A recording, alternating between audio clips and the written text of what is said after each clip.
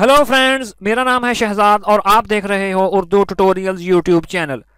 Friends, आज की इस वीडियो में मैं आप दोस्तों को कंप्यूटर माउस की 5 ऐसी टिप्स और ट्रिक्स के बारे में बताऊंगा जो यकीनन आप पहले नहीं जानते होंगे, जिनको इस्तेमाल करके आप अपने काम को और भी ज़्यादा स्मार्ट बना सकते हो। तो चलें जी, इन टिप्स और ट्रिक्स के बारे में जान लेते हैं।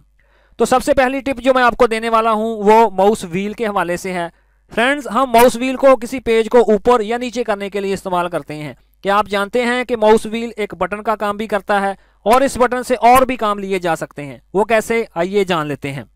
तो फर्ज करें जी, ये मेरे पास कुछ लिंक्स हैं। अगर मैंने किसी एक लिंक को न्यू टैब में ओपन करना हो तो उसके लिए मुझे सबसे पहले उस पर राइट क्लिक करना पड़ता है और फिर उसके बाद open link in new tab वाली ऑप्शन पर क्लिक करना पड़ता है और फिर जाकर वो लिंक एक न्यू टैब में ओपन होता है। क्या फ्रेंड्स, आप जानते हैं कि किसी भी लिंक पर माउस व्हील से क्लिक करने से भी वो लिंक न्यू टैब में ओपन हो जाता है। वो कैसे, तो देखें जी। फर्ज करें जी, मैंने इसी लिंक को न्यू टैब में ओपन करना है तो मैं सिर्फ माउस व्हील को एक दफ़ा इधर प्रेस करूंगा तो वो लिंक न्यू टैब में ओपन हो जाएगा। तो फर्ज करें जी, ये देखें जी, मैंने माउस व्हील को एक दफ़ा उस पर प्रेस किया और वो एक न्यू टैब में लिंक ओपन हो गया। फ्रेंड्स, दूसरी जो टिप है वो भी माउस व्हील के हवाले से है।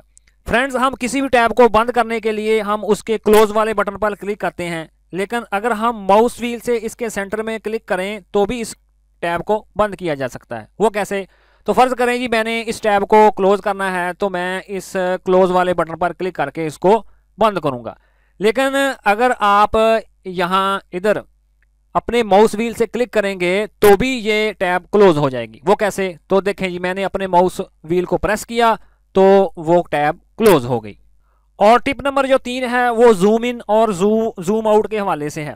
फ्रेंड्स, क्या आप जानते हैं कि माउस व्हील और कीबोर्ड से कंट्रोल की दोनों को प्रेस करके हम किसी भी पेज, मसलन वर्ड डॉक्यूमेंट्स, एक्सेल शीट या फिर इंटरनेट ब्राउजर वगैरह को जूम इन और जूम आउट भी कर सकते हैं। वो कैसे, आइए जान लेते हैं।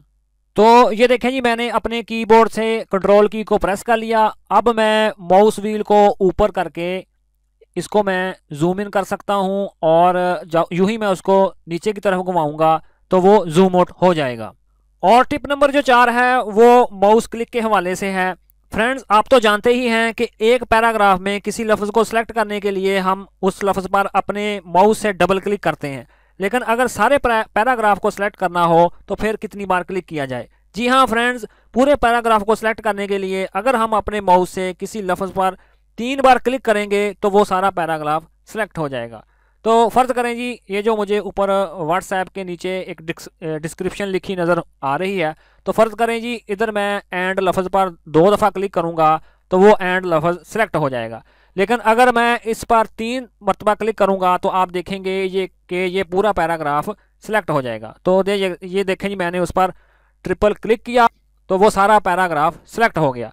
तो इसी तरह आप बड़ी ही आसानी के साथ किसी भी लफ्ज़ पर 3 दफ़ा क्लिक करके उस सारे पैराग्राफ को सिलेक्ट कर सकते हैं।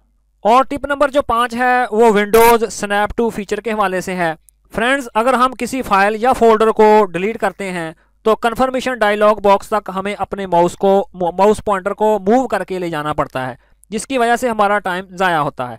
क्या कोई ऐसा तरीका है कि हमारा माउस पॉइंटर खुद ब खुद कन्फर्मेशन डायलॉग बॉक्स पर आ जाए? तो बिल्कुल ऐसा तरीका मौजूद है।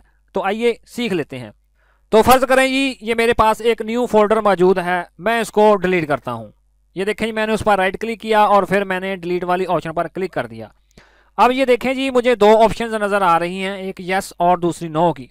अगर मैं इसको यस या नो करना चाहूँ तो मुझे अपने माउस पॉइंटर को मूव करके उस ऑप्शन तक ले जाना पड़ रहा है।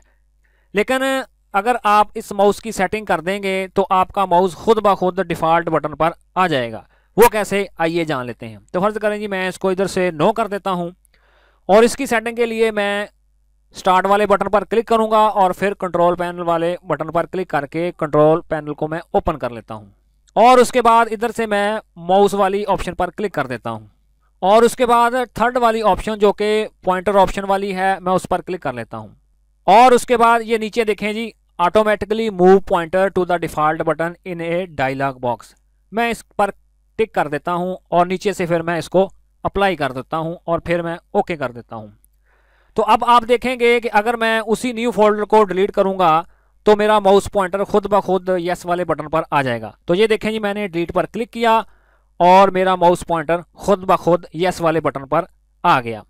यानी कि अब मुझे माउस पॉइंटर को मूव नहीं करना पड़ेगा, मैं सिंपली अपने माउस से जस्ट वन क्लिक करूंगा और उस न्यू फोल्डर को मैं डिलीट कर दूंगा। तो फ्रेंड्स, मुझे पूरी उम्मीद है कि आज की वीडियो आपके लिए काफ़ी मालूमाती और इंटरेस्टिंग रही होगी। Thanks for watching.